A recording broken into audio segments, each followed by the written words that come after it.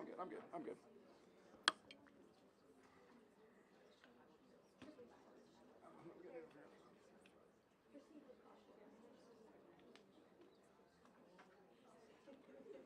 Interference from somebody, I don't know what. Here, I can do a mic check for you. Yeah, that's fine. Thank you. Thanks.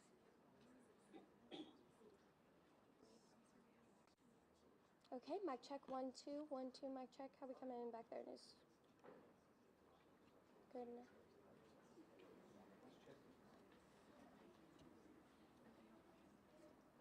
Mic check 1 2 1 2. Oh.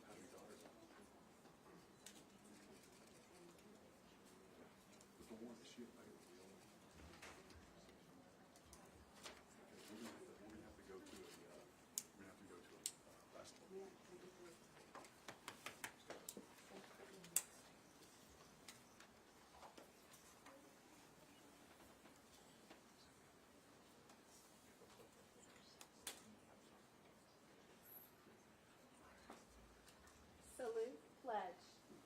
I pledge allegiance to the flag of the United States of America and to the republic for which it stands, one nation, under God, indivisible, for liberty and justice for all. Salute, pledge. Juro fidelidad a la bandera de los Estados Unidos de Norteamérica y a la república que representa una nación bajo Dios, indivisible, con libertad y justicia para todos. Salute, pledge. J'engage ma fidélité au drapeau des États-Unis d'Amérique et à la République qu'elle représente, une nation sous Dieu, indivisible, avec liberté et justice pour tous. Salute, pledge. I salute the flag of the state of Oklahoma. Its symbols of peace unite all people. Places.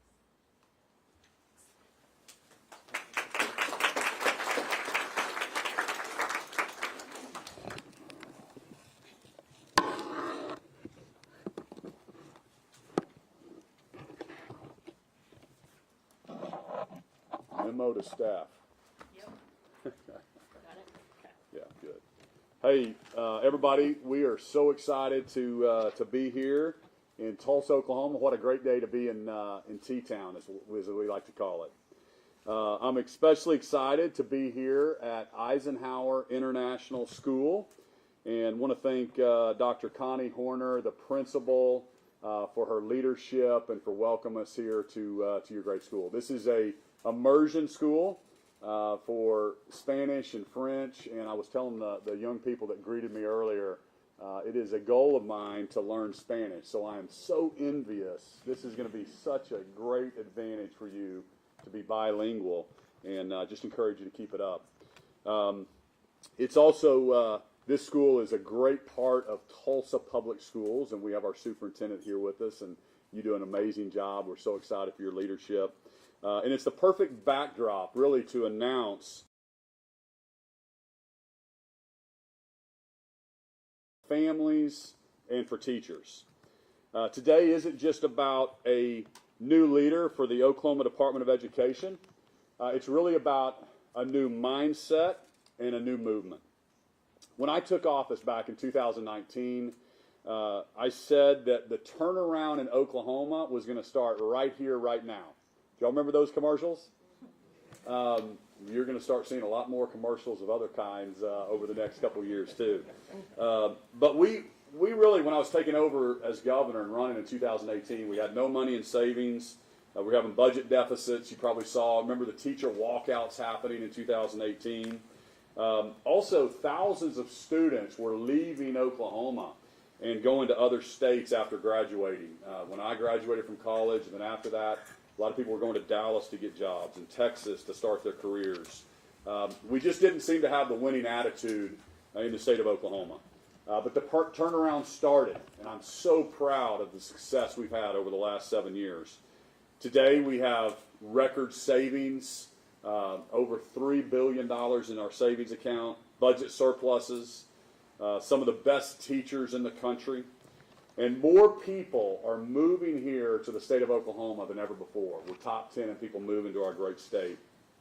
And probably one of my favorite stats, 85% of our college graduates are now staying right here at home in the great state of Oklahoma for all the opportunities, not only in Tulsa, but in Pryor and in Oklahoma City and in Grove and Enid and Lawton and all over our state. So a mindset shift is starting to happen. And today is a new day for the Oklahoma Department of Education. This appointment is important, not just because it marks a new leadership in the department, but because it also signifies this mindset shift that I'm talking about. If in Oklahoma, if we're going to be top 10 in everything that we do, we obviously need to be top 10 at education and in our school system and prepare our students for the road ahead. And I tell people all the time, everywhere I travel and all the speeches that I give, is it doesn't matter if you're Republican or Democrat or you live in rural or urban Oklahoma or you live in New York City or you live in Madill, Oklahoma. We really all want the same thing as Americans.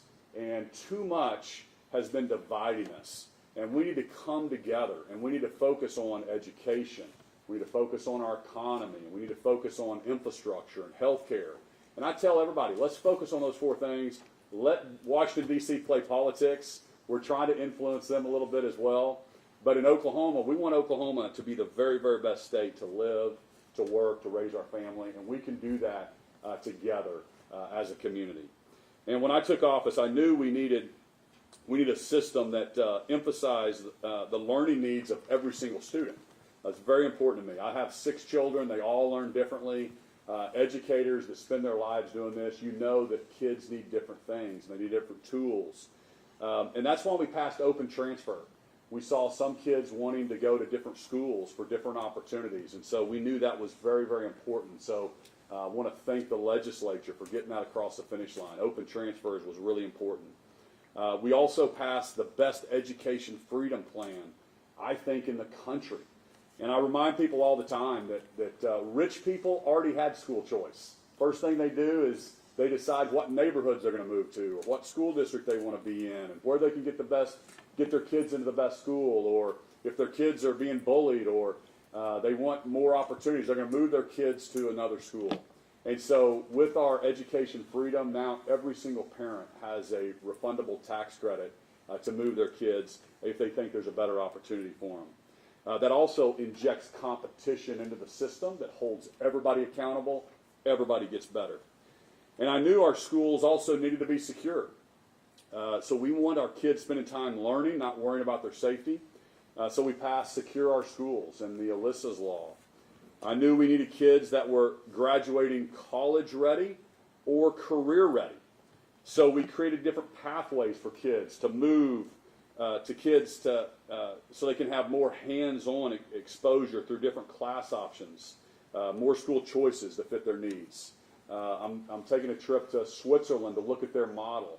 What's fascinating about Germany, Switzerland, some of these other countries, and I'm taking our superintendent here in Tulsa and also Oklahoma City with us on this trip, but when you're a sophomore in high school, you literally can choose to go, after sophomore year, your high school's kind of done. So your junior and senior year is when, if you want to go to college, you start preparing for college. But if you want to go a career route, you literally start going and working as an apprentice, an internship, you start getting paid, and guess what? 60% of the kids choose that route. And it's not poo-pooed like it is here in the U.S. We want kids. It actually, the average starting salary in the United States of America for a kid that graduates from trade school is $62,000 a year. The average salary for a bachelor's degree is $52,000 a year, plus all the debt that they have. And so I just encourage us to rethink how we are, our school counselors, how we're exposing our kids, making sure that we are getting them ready for the career that they need. But the mission is clear, and we're going to get it done. But before I became governor, and many of you probably are like this or maybe watched on TV, when I was growing up in Oklahoma, I had no idea that the superintendent of education was separately elected and kind of had their own political agenda. I didn't know that. The reality is that there has always been misalignment between the governor and the superintendent. At best, we had parallel agendas that with very little coordination. And at worst, you might remember back in 2022, the previous superintendent switched parties and campaigned for governor while they were serving. This has been a long struggle, and it's held Oklahoma back from becoming top 10. We can and we should change that. The superintendent of public instruction should be a position appointed by the governor.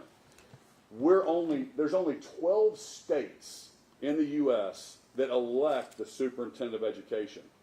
And there's really zero correlation between outcomes with those 12 states, that they're having better outcomes than the other states. So I urge the legislature to take this opportunity to send to the ballot an appointment authority for the next governor to be able to appoint the superintendent of education to align with that vision and really focus on the kids, reading and math, and getting our kids ready for the workforce instead of running for the next office. And I look forward to working with the legislature this next session.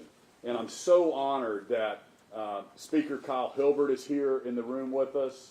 Thank you so much, Speaker. And Pro Tem Lonnie, thank you so much. Lonnie Paxton is with us. Thank you for your leadership. Big things are ahead. And I'm excited to announce my first appointment after 7 years as governor to the superintendent of education. But maybe more importantly, I'm excited to announce the turnaround team that we're going to put alongside this person. This team will be tasked with rebuilding a vital agency and returning focus to the mission of serving Oklahoma students. We're going to be the envy of the entire country, and it starts right here, right now. With that, I want to welcome Lindel Fields up here to the stage with me.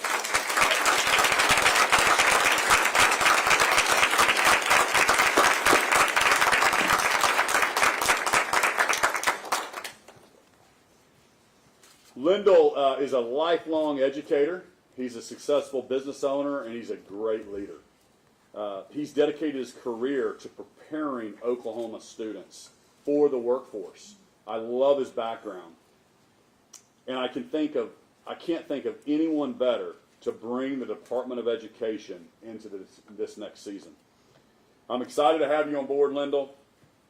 But with the agency of this size, this complexity, and this importance to me and to you and to all 4 million Oklahomans, he can't do it alone.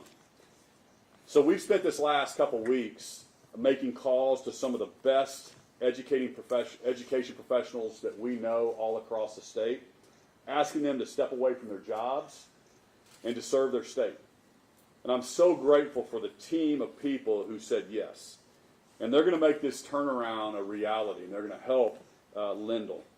And I want to ask the members of some of the turnaround team to come up on stage with me.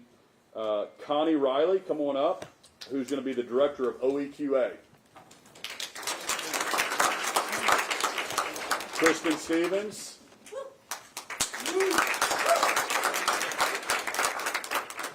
Dr. Romel Muex-Poland.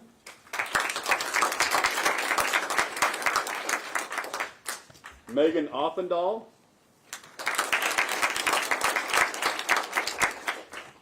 Tom Newell. Tom's my chief, and this is such an important part that he's agreed to go over and help with this transition. Tara Thompson. And Nellie Sanders.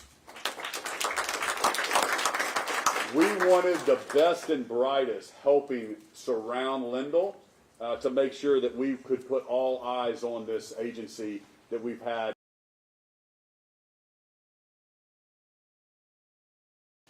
I also want to ask the present members of the Oklahoma State Board of Education that are here with us to come up. Chris Vandehan.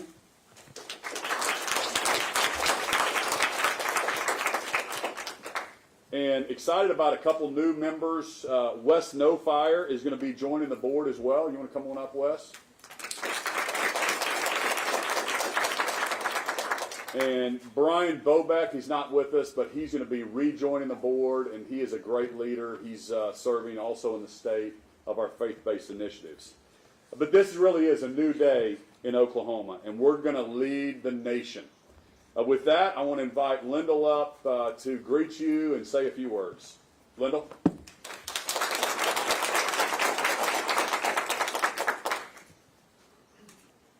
Good afternoon. Governor, thank you for your confidence and for this appointment. I'm honored. I'm honored to serve the people of Oklahoma in this new role, and I promise to give you everything I have. Today is about steadying the ship. Standing here at Eisenhower, where my daughter's in 5th grade, this work is deeply personal. As a father, I share the same hopes and worries as every parent. We all want our kids to be safe, to be known, and to be prepared for the future. That's why this steadying the ship matters so much right now. Years ago, after picking Eva up from daycare at my school, we had a daycare facility at Tri-County. I got to pick her up every day, and Eva climbed in the car. She buckled up her seatbelt, and she said, "Dad, I learned something today." And I said, "What's that, sweetheart?" And she said, "Teachers are way more important than the superintendent." And I'm like, what? And she was and is right. If you're not a teacher, a bus driver, a cafeteria worker, or a custodian like Bonnie here at Eisenhower, someone who works with students every day, then you and I are support staff. Our job is to take care of the people who take care of the students. That's why our new mantra is, if you're not taking care of the students, take care of someone who is. So today I want to start by thanking those who are most important, our teachers. To every teacher in Oklahoma, you are the heartbeat of this work. To our principals who lead schools each day, thank you. and to leaders like Principal Horner, who can often be found in the pickup line at the end of the day, carrying an umbrella, and from personal experience, I know reading one-to-one with children who need it. And Dr. Ebony Johnson, who's guiding Tulsa Public Schools with vision and courage. Thank you for the way you serve students, families, and teachers. So how will we steady the ship? By focusing on what matters most, and by working hand in hand with the Board of Education, the legislature, and the governor's office. I bring with me a perspective of more than 30 years in education, including over a decade as a public school superintendent, leading one of the top performing organizations in the country.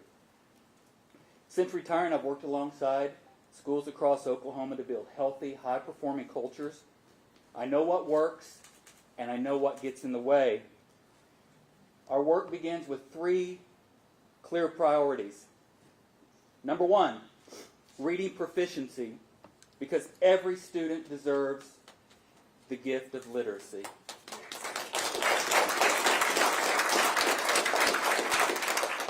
Number 2, teacher recruitment and retention, because nothing matters more than great educators in every classroom.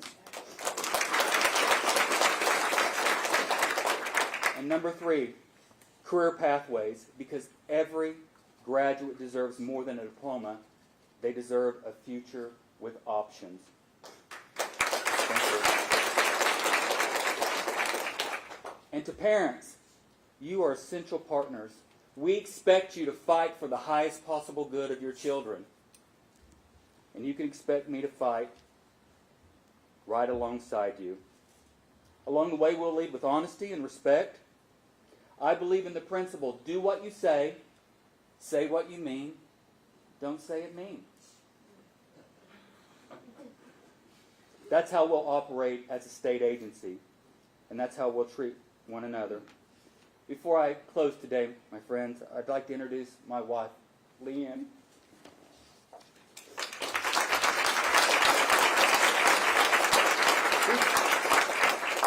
We celebrated our anniversary yesterday, by the way. She supports me in everything, and I'm also proud to introduce, Eva's in 5th grade back here. Oh, there she is. Hi, sweetheart. This is Eva. Also, her brother and sister are here. Jordan is there in the back. Jordan, stand up, sweetie. And her brother, Blake. Blake is responsible for a divided house, having gone down to Norman a few years ago. And I especially want to reiterate my appreciation to the transition team. They're putting their careers, their businesses, and even parts of their lives on hold to serve this state in such a critical moment. This is not a small thing. It's a gift of time, energy, and courage. And I want every Oklahoman to know how grateful I am to them. Thank you very much.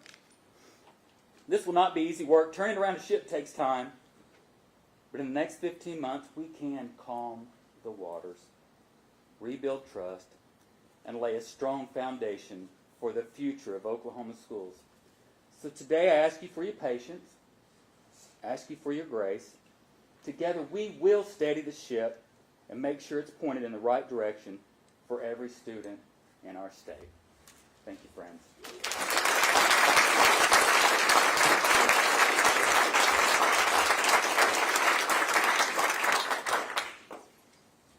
You guys can see why I chose Lindel, right? He has such passion for this, and just a great leader in Oklahoma. We're lucky to have you at the helm of the ship. And so now I'm excited to announce that Dan Hamlin is going to be joining this team as the Secretary of Education. So Dan, come on up here.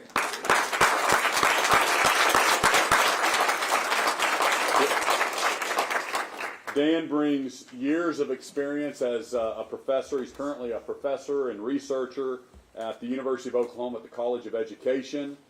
Formerly was a Harvard professor, and just so excited that he's an Oklahoman, right? He's an Oklahoman, and he's willing to step away and help us as this turnaround team focuses on our kids. So Dan, I invite you to the podium to say a few words. Well, thank you very much. And I just want to thank Governor Stitt and his team for this incredible opportunity. I'm just honored to be able to work for this administration and really to get to work for our state and most importantly to get to work for our kids. As Governor Stitt just outlined, our state has incredible promise and opportunities for kids, but they're going to need a strong education to be able to successfully pursue those opportunities. So I'm looking forward to the work, and for a number of years I've been working in academia with school leaders and educators and researching how to improve and strengthen education systems. So now that I have this opportunity to put a little bit of that know-how to work, and I'm excited to get together with our partners across the state to actually enact some real change and progress here in the state. So I just want to say I'm just thrilled by the team that's been put together, and especially our new superintendent, and just really looking forward to hit the ground running in the days to come. So thank you very much.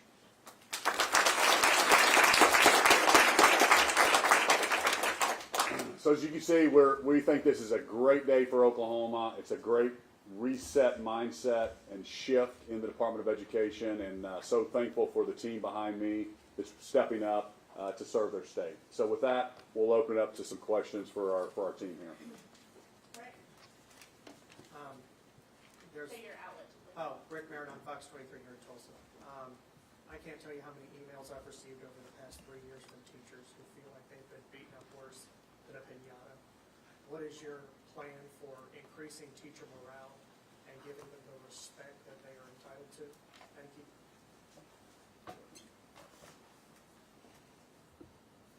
Thank you. Thank you, sir. I think it starts today with acknowledging our appreciation for them. I think people need three things. Number one, they need meaningful work. They need proximity to a leader who cares about them. And finally, they need leaders to let them know they're proud of them. So we'll begin to establish those core values across the state agency, and hopefully others across the state will begin to do the same thing. So we just want to share our appreciation and let them know how much we appreciate them. I know this is very early to ask this question, but as you come in, you're only going to have about a year in this role. Do you have plans to run again as the incumbent, and what would make or break that decision for you? Sure. The answer is no. I'm committed. I'm laser focused on what needs to be done at the state agency to right that ship, to calm the waters. I don't plan to spend any energy running for office. I'm not a politician, so our time's going to be spent at the agency. I'm glad you said no, because that was a question I asked in the interview process, because I wanted somebody not focused on the next election. Let's focus on the kids. That's why I'm really encouraging the legislature to put something to the ballot to say, hey, let's change the way we do this, like most other states. And so glad he said no on that one. This was for the governor, Dylan Brown, KFOR. I guess I have a two-parter question. So when you picked Walters, necessarily endorsed him, you have a quote where you literally say he's going to get us to top 10 in education. We're 45th to 50th in education in the nation. Do you regret that comment? And then also, why should Oklahomans have faith in this person when, we've seen Friesen, a little bit of Walters now, in the past year and a half, 2 years. Why should Oklahomans have faith in this pick? Well, first off, there's 30,000 state employees, and so you don't always get it right on picking people, but it doesn't mean we don't move forward and try our very, very best. And as I outlined earlier, The governor doesn't have the authority. You handcuff the governor. That's why I think this move to make this an appointed position by the next governor, it's not going to benefit me. It's only for the betterment of Oklahoma. So, but as far as the proof's going to be in the pudding with Lindel. This is my first appointment to this position, and I think we've got a really, really good track record across state government. So the point of your question, you don't always get it right, and people move forward. Public service is hard, and I don't want to cast shade on anybody, but I think it's time for a reset in education, and I think Lindel is the right person to lead that. Murray Evans from the Oklahoma. With this new team, what happens to the folks like Matt Langston and other leaders who have been in place the last couple of years? Well, we've had no transparency. We don't know exactly what's happening inside the agency. That's why we have a team. We've got all these smart people around us that are going to go in there and look at everything, look at every contract, look at every vendor, look and see what's happening. It's my understanding the person that you mentioned is no longer at the agency, but I know Lindel's going to roll up his sleeve with the team behind us, and they're going to be looking at all that, and they want to.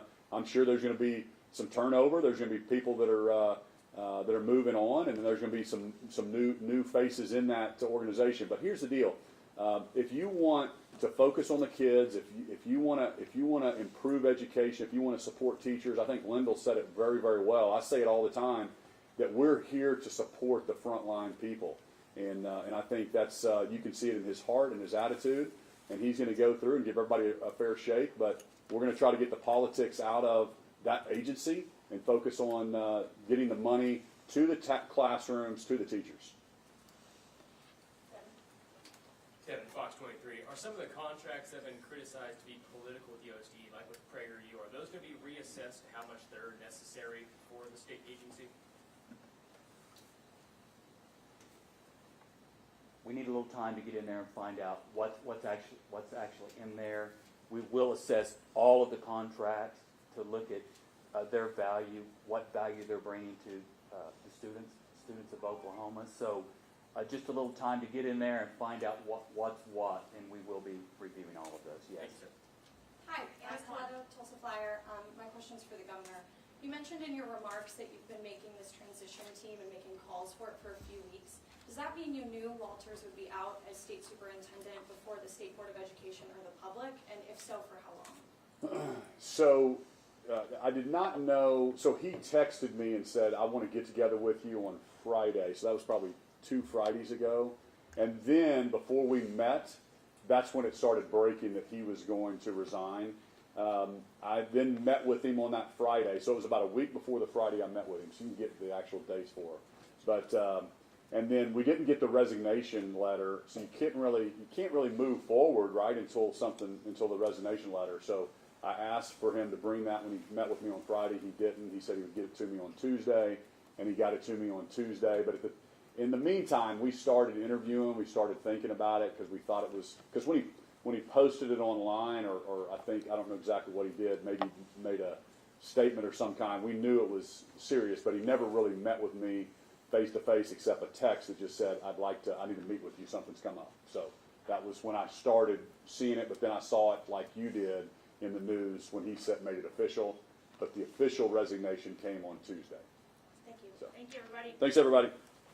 And if you all stay seated while we get Governor and the turnaround team out, that'd be